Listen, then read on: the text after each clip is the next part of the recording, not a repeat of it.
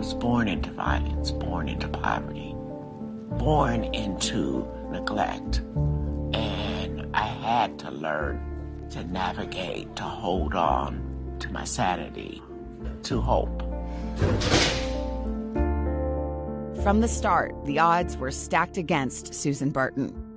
Her young life in South Central Los Angeles was marred by sexual abuse, by teenage pregnancy, and finally, by the greatest tragedy of all, the loss of her 5-year-old son, KK. I drank to drown the pain and the grief of losing a child. It escalated to drug use, and for the drug use, I was incarcerated. Susan became trapped in a vicious cycle. She committed petty crimes to support her drug habit and was sent to prison repeatedly. I was stripped of my identity. I was stripped of my dignity.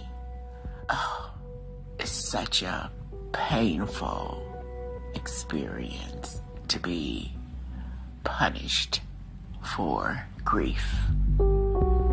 Each time she got out, Susan was dropped off on LA's Skid Row to face a precarious future.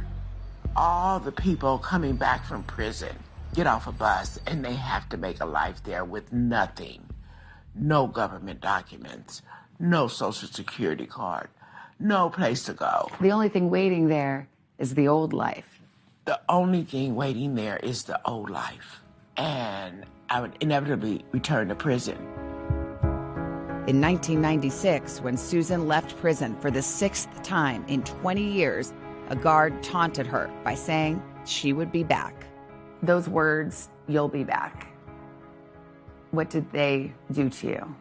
It was shattering to know he was probably right. What he said is what our nation has created, this turnstile of incarceration for people.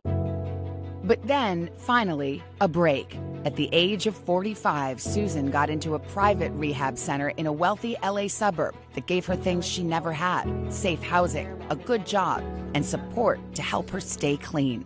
I thought, why isn't this happening in my community? So over the next 2 years, Susan worked, scraped, and saved. In 1998, she bought a small house in her old neighborhood and created a nonprofit she called A New Way of Life. And then she went back to Skid Row to find those women who, like her, got off the bus thinking they would soon go back to prison, and told them they could come to her place. It was like 11 of us living in that little house. And we were happy. We were laughing together. We were crying together. We were going to meetings together. We were cooking together, recovering together. You make a home, Yeah. not just a house. Yeah. Why does that matter? In prison, it's hard.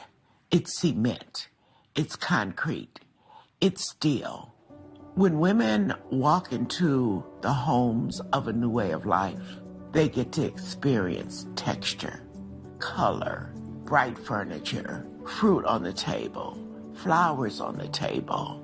That this is a new world and it's much different from where you come from. And you're worthy of it. And you're worthy of it. A New Way of Life now has 12 houses in LA where formerly incarcerated women get much more than food and shelter. They get job training, health care, counseling, and legal help.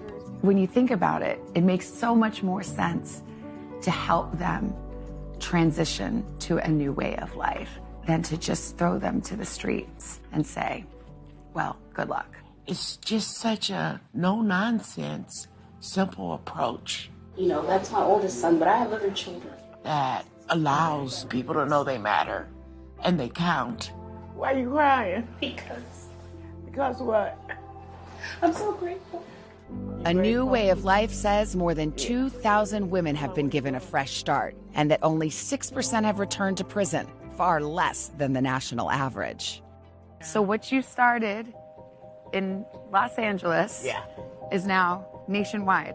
Susan's model has been so successful, she partnered with other formerly incarcerated women to open 24 more houses across the country. Women like Pamela Zimba, who runs this house in Mount Vernon, New York. Literally, Susan changed my entire life. You know, like, this was my dream and she made it come true. Hey, this is our resident Kate. Hi, Kate. I'm Savannah. Nice to meet you. Nice to meet you.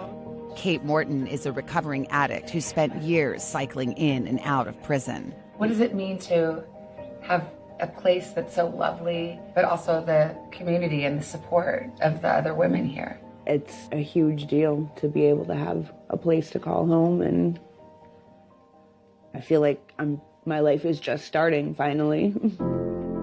Susan, you showed the way. Yeah.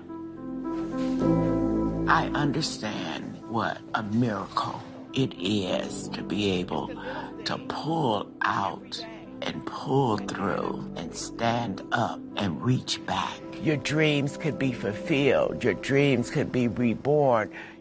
But I think that being able to love has allowed me the strength, the courage to move forward to where we are.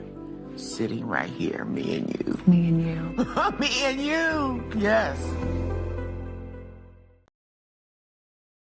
Thanks for watching our YouTube channel. Follow today's top stories and breaking news by downloading the NBC News app.